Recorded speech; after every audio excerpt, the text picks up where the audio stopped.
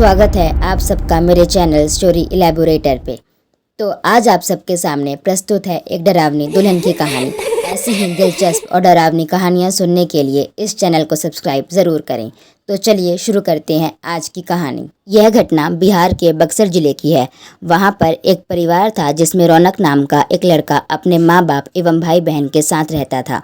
जब रौनक 20 साल का हो गया तो उसको देखने के लिए लड़की वाले आने लगे।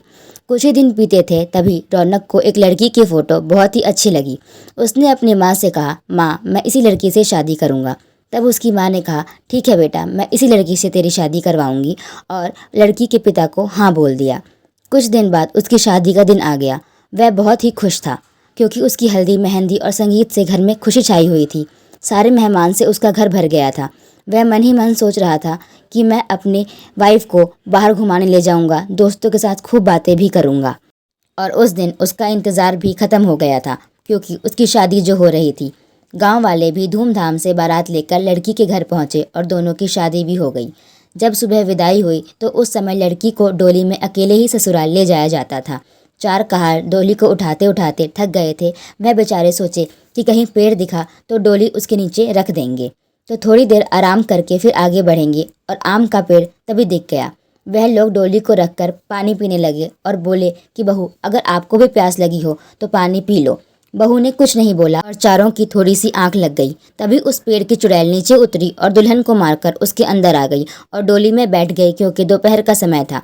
थोड़ी देर बाद वह अपने ससुराल पहुंची। सारी रस्म रिवाज होने के बाद जब रात हुई तो रौनक अपने कमरे में गया। जब वह अपने बिस्तर पर बैठकर दुल्हन से बात कर रहा था तब उसे जोर से प्यास लगी। उसने कहा, मैं पानी पीकर आता हूँ। दुल्हन ने बोला, आप बैठो, मैं पानी दे रही हूँ।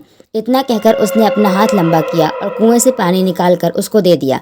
इतना देखते ही रौनक डर गया और डर के मारे जमीन पर गिर पड़ा और बेहोश हो गया। थोड़ी देर बाद जब उसे होश आया तो उसने अपने सामने घूंघट में छुपी चुड़ैल को देख लिया और भागने की कोशिश करने लगा।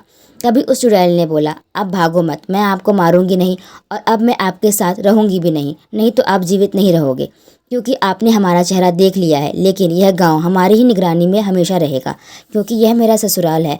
और मैं आपको एक बात बताती हूँ जो आप अपने गांव वालों को बता देना कि जिस घर का चूल्हा उत्तर दिशा में होगा वह सब अपने घर का चूल्हा दक्षिण दिशा में कर लें तो उनके घर में हमेशा बरकत बनी रहेगी। इतना कहकर वह गायब हो गई। और शास्त्रों के हिसाब से माना जाता है कि दक्षिण में अक्सर भूत प्रेत निवास करते हैं, लेकिन ऐसा करने से आज भी उस गाँव में कभी भुखमरी या फिर कोई बीमारी जल्दी नहीं आती। वहाँ पर सब हंसी खुशी रहते हैं। तो यह कहानी आपको कैसी लगी कमेंट्स में ज़रूर बताएं।